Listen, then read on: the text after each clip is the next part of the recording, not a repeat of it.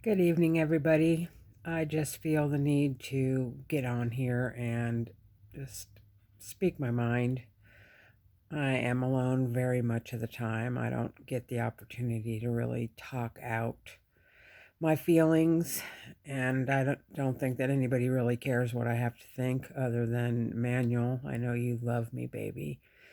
And, I do have a few friends, and perhaps my daughters care about what I think.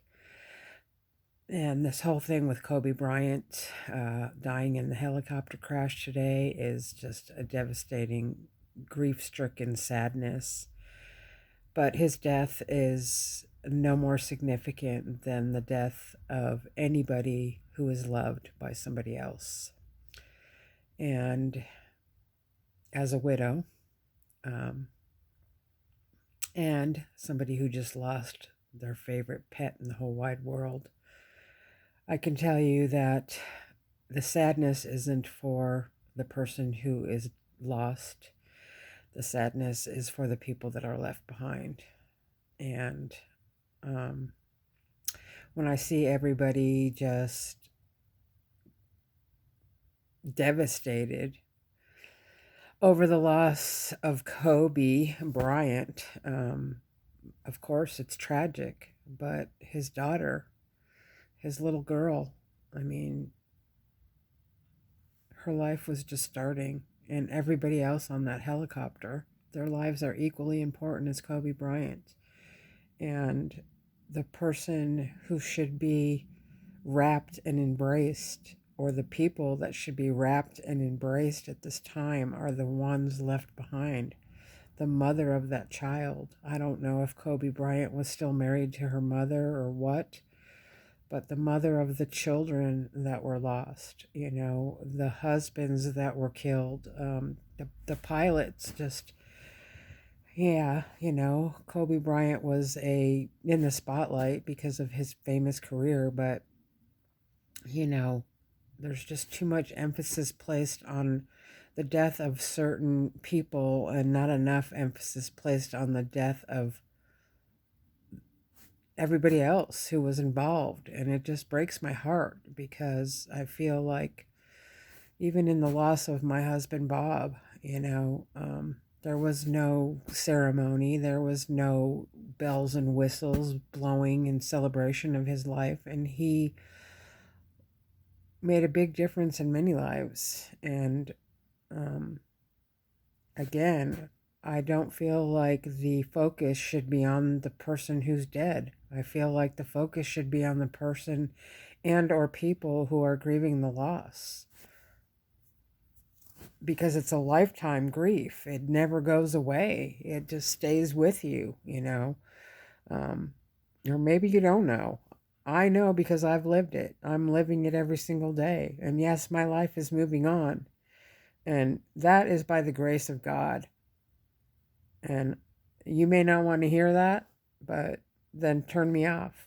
But I have to say it because without Jesus Christ in my life, none of the goodness, none of the greatness, none of the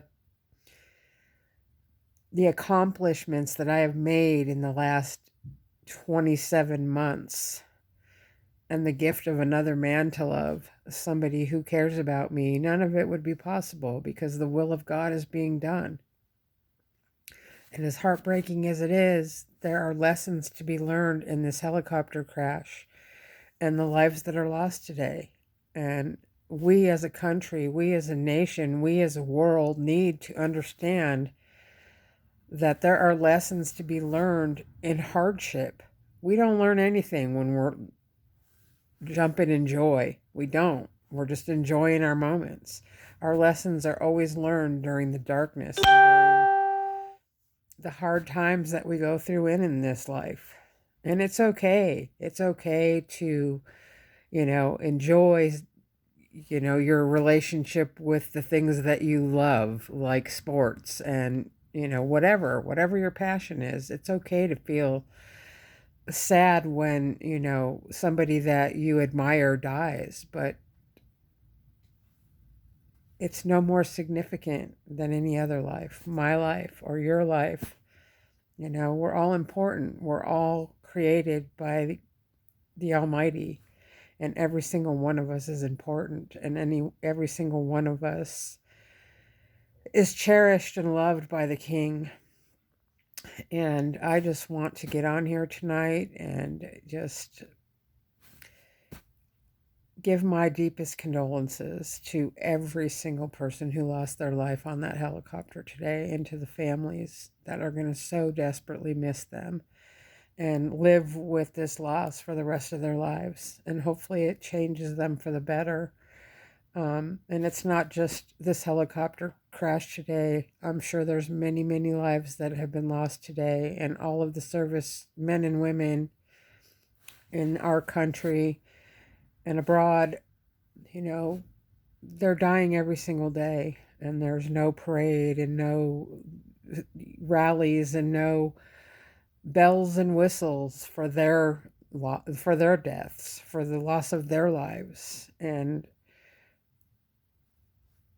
Kobe Bryant is not the Messiah. He is just another man. He's just like you. He's just like me. He's just like everybody else. And yes, it's very sad. It's very heartbreaking. It's heartbreaking for every person who loves him, but it's heartbreaking for every single person that was on that helicopter today, and the lives of those children that had their whole lives ahead of them. That's the saddest part.